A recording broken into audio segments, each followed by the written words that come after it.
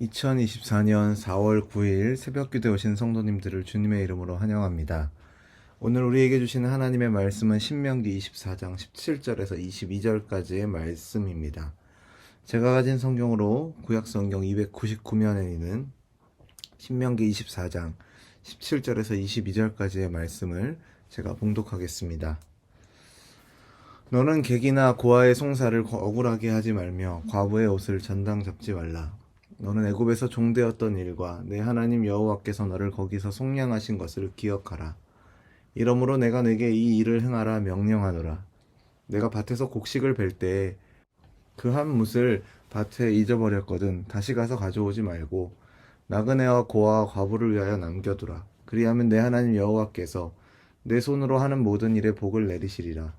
내가 내 감람나무를 떤 후에 그 가지를 다시 살피지 말고 그 남은 것은 객과 고아와 과부를 위하여 남겨두며 내가 내 포도원의 포도를 딴 후에 그 남은 것을 다시 따지 말고 객과 고아와 과부를 위하여 남겨두라. 너는 애굽 땅에서 종 되었던 것을 기억하라. 이러므로 내가 내게 이 일을 행하라 명령하노라. 아멘. 우리가 신앙생활을 하면서 반드시 생각해야 하는 질문은 하나님은 누구이신가? 라는 질문일 것입니다. 그리고 그와 동시에 우리가 가져야 할 질문은 나는 누구인가? 나는 어떤 존재인가? 라는 자기 자신의 본질에 대한 질문입니다. 나는 어떠한 존재인가에 대해서 깊이 생각할 때 신자는 왜 자신이 하나님께로 나와야 하고 그리스도를 의지해야 하는가에 대한 분명한 이유를 알게 되기 때문입니다. 내가 누구인지에 대해서 나의 본질을 알고 그 본질에서 우러나오는 필요에 의해 하나님을 찾지 않는다면 결국 자기 욕망에 이끌려 하나님을 대할 수밖에 없기 때문입니다. 오늘 본문은 인간의 본질에 대해서 우리에게 이야기해주고 있습니다. 인간은 어떠한 존재인가를 명확하게 드러내며 인간의 본질에 대해서 아는 자는 어떠한 삶을 살아가게 되는가에 대해서 오늘 본문은 우리에게 말합니다. 이 말씀을 통해서 오늘 우리의 모습을 돌아보길 바랍니다. 인간의 본질은 한마디로 말해서 22절의 말씀을 통해서 알 수 있습니다. 22절 이렇게 기록하고 있죠. 너는 애굽 땅에서 종 되었던 것을 기억하라. 이러므로 내가 내게 이 일을 행하라 명령하노라. 종, 바로 이것이 인간의 본질입니다. 이스라엘이 약속의 땅에 들어가서 삶의 환경이 어떻게 변하고 재물을 얼마나 소유하고 살아가게 되든 상관없이 그들의 본질은 종입니다. 만약 그들이 이 종이라고 하는 본질에서 떠나게 될 때 그들 가운데 종과 같이 눌리고 무시받는 위치에 있는 자들이 피해를 입게 되는 것이죠. 그리고 그것이 여호와 보시기에 악이 되는 것입니다. 그런 의미에서 오늘 본문이 기록된 24장의 말씀은 나는 누구인가에 대해서 아는 자에게 보여지는 삶이라고 말할 수 있습니다. 22절에서 무엇 때문에 이스라엘에게 애굽 땅에서 종되었던 것을 기억하라 라고 하시는지에 대해서 생각해보면 그 이유를 알 수 있는 것이죠. 그것은 1절부터 21절까지의 말씀은 애굽 땅에서 종되었던 것을 기억하고 있는 자에게서 보여지는 삶이라는 것입니다. 다시 말해서 신자가 실천해야 할 덕목이니까 이것을 해라라가 아니라 이것은 자신이 종이었다라는 본질에 대해서 기억하고 살아가는 사람에게서 보여지는 모습인데 너희들은 과연 어떠냐라고 묻고 있는 말씀인 것입니다. 가난한 자의 심정은 가난한 자가 안다라는 말이 있죠. 상대의 현실이 현재 자기 자신의 모습과 동일할 때 일체감을 갖는 것입니다. 그러나 비록 현실의 환경은 달라도 일체감을 가질 수는 있습니다. 그것은 현실을 벗어나서 자신의 본질로 찾아 들어가는 것이죠. 자신의 본질이 종이었었다면 지금은 비록 종이 아니라 할지라도 종의 자리에서 살아가라는 것입니다. 그럴 때 종으로서 종을 대하게 된다는 것이죠. 종은 어떠한 사람입니까? 약자이죠. 연약한 사람입니다. 압제당하는 사람입니다. 고통 속에서 사는 것, 그리고 세상에 대한 희망이라고는 전혀 없는 것이 바로 종이죠. 하나님은 이러한 것이 바로 인간의 본질이라고 말합니다. 그런데 세상은 이러한 삶을 불행으로 여기죠. 약자의 삶에서 벗어나기 위해 발버둥을 치고 있습니다. 하지만 하나님과 인간의 참된 관계는 약자의 자리에 자신을 집어넣을 때 정상적인 관계가 될 수 있습니다. 다시 말해서 본문에 나오는 약자들, 즉 가난한 자, 고아, 과부, 나그네들의 모습에서 자신의 본래의 모습이 바로 그와 같았다라는 것을 알 때 하나님과의 정상적인 관계로 들어갈 수 있다라는 것입니다. 10절부터의 말씀을 쭉 보시면 10절에서 13절 말씀에서 이웃에게 꾸어줄 때 스스로 집안에 들어가 전당물을 취하지 말고 꾸는 자가 스스로 주는 것을 받아라 이렇게 하죠.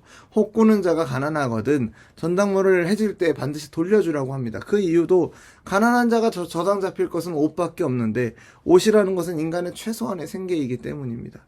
14절에서 15절에서도 공공하고 빅난한 일꾼의 품삯을 당일에 주고 해진 후까지 끌지 말라라고 기록하는데, 가난한 일꾼은 그날 품삯이 그날의 생계인데 그것을 미룬다면 그것은 곧 생명을 위협하는 것이 되기 때문입니다. 16절의 말씀은 다른 말씀들과는 달리 어떻게 하라는 말씀은 없이 아비나 그 자식이나 각자 자기 죄 때문에 죽는다라는 것인데, 이것은 모든 사람이 하나님으로부터 각각 은혜를 받고 살아가는 존재라는 것을 의미하는 것이죠. 다시 17절 보면은 객이나 고아라고 해서 송사를 억울하게 하지 말고 과부의 옷을 전당 잡지 말라 합니다. 19절에서 22절의 말씀도 고아와 과부를 염두에 두고 하시는 말씀이죠. 밭에서 곡식을 멜 때 벨 것을 잊어버린 밭이 있거든 다시 가서 배려하지 말고 객과 고아와 과부를 위해서 놔두라고 말합니다. 감람나무나 포도원도 역시 마찬가지이죠. 앞에서 말한 이것들을 하나하나 그대로 지킬 것을 요구하고 있는 것이 아니라, 어떠한 정신을 가지고 있을 때 이러한 모습들이 보여지는가를 거꾸로 생각할 때 오늘 우리는 이 말씀의 의미를 더 잘 이해할 수 있는 것이죠.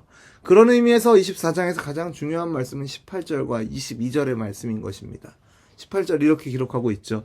너는 애굽에서 종되었던 일과 내 하나님 여호와께서 너를 거기서 속량하신 것을 기억하라. 이러므로 내가 내게 이 일을 행하라 명령하노라. 22절입니다. 너는 애굽 땅에서 종되었던 것을 기억하라. 이러므로 내가 내게 이 일을 명령하노라. 행하라 명령하노라. 이 말씀들은 네 자신이 바로 저들처럼 옛날에 종으로 살고 압제당하고 남의 나라에서 나그네로 살고 과부와 고아처럼 고통을 당하던 사람들이 아니냐라는 것을 물으시는 것입니다. 그런데 이스라엘이 이 본질을 잊어버린다는 그 자체는 주위에 있는 약자들을 돌아보지 않는 것으로 연결되는 것이죠. 약자들을 돌아보지 않을 뿐만 아니라 오히려 자신에게 주어져 있는 힘을 가지고 괴롭히고 고통을 가중시키는 쪽으로 나아가게 되는 것. 이것이 바로 하나님 보시기에 악이 되는 것입니다. 그런데 우리는 어떻습니까? 약자를 통해서 나 자신의 본질을 찾아가고 하나님의 은혜를 알아가는 것이 아니라 약자가 내 주위에 있다는 것만으로 혹시 귀찮아하고 부담을 느끼진 않습니까? 이것은 약자를 단지 도와줘야 할 대상으로만 보기 때문입니다. 하나님은 무턱대고 약자를 도와주라는 것이 아닙니다. 하나님은 이 약자를 힘으로 대하고 그 앞에서 강자가 되기를 소원하고 살아가는 우리의 모습, 우리 시대의 모습을 고발하고 계십니다. 내 자신이 바로 하나님 앞에서 그러한 약자라는 사실을 까맣게 잊어버린 채 오로지 좀 더 잘 살고 좀 더 많은 것을 누리고 살아가는데 정신 팔려있는 우리들의 불신앙을 드러내고 있는 것이죠. 결국 주위에 있는 약자들을 통해서 우리의 불신앙을 고발받고 내가 바로 그와 같이 망해야 할 죄인입니다 라는 사실을 인정하고 고개 숙이고 하나님께 나아오는 사람이, 그 사람이야말로 참된 신자인 것이죠. 그렇게 되었을 때 그 사람은 자신에게 있는 것을 연약한 자들과 주위에 있는 약자들과 나눌 수 있게 되어지는 것입니다. 오늘 이 말씀을 통해서 우리의 모습을 돌아보기를 원합니다. 우리가 하나님 앞에서 이러한 약자였고 하나님의 은혜가 없이는 사망의 종노릇하던 우리였는데, 그러한 우리에게 하나님이 베풀어 주신 긍휼과 사랑을 기억하면서 우리가 그러한 사랑과 은혜를 받은 자라는 것을 기억하면서 오늘 우리의 주변에 있는 연약한 자들에게 우리가 받은 사랑과 긍휼을 전해줄 수 있는 저와 여러분 되기를 주님의 이름으로 축원합니다. 기도하겠습니다. 하나님 아버지, 오늘 이 말씀을 통해서 우리가 어떠한 존재인지 다시금 깨닫게 하심을 감사드립니다. 너는 애굽 땅에서 종되었던 것을 기억하라 라는 이 말씀과 같이 우리가 하나님의 은혜 없이는, 하나님의 도움이 없었다면 얼마나 비참한 인생이었는지 깨닫게 하시고, 그러한 죄와 허물로 인한 비참함에서 우리를 구원하신 놀라운 사랑과 긍휼히 여겨주신 은혜를 기억하며 감사하는 우리가 되게 하여 주옵소서. 우리의 신앙생활이, 특별히 이웃을 향한 우리의 사랑이 단순히 의무감에 해야 하는 것으로 여기는 것이 아니라 우리도 하나님의 사랑이 필요한 존재였는데 그 사랑을 통해서 우리를 구원해 주신 것처럼 지금 우리를 통해 그 하나님의 사랑을 받아야 하는 사람이 있음을 기억하며 우리 주변에 있는 이웃들을, 특별히 연약한 자들을 주님께 받은 그 사랑으로 사랑할 수 있는 우리가 되게 하여 주옵소서. 약자 위에 올라서서 자신의 강함을 입증하려 하는 세상의 논리를 따라 살아가지 않게 하시고 연약한 자를 긍휼히 여기시는 하나님의 사랑의 원리를 따라 살아가는 오늘 하루가 되도록 인도하여 주옵소서. 그렇게 인도하실 것을 믿으며 예수님 이름으로 기도드립니다. 아멘.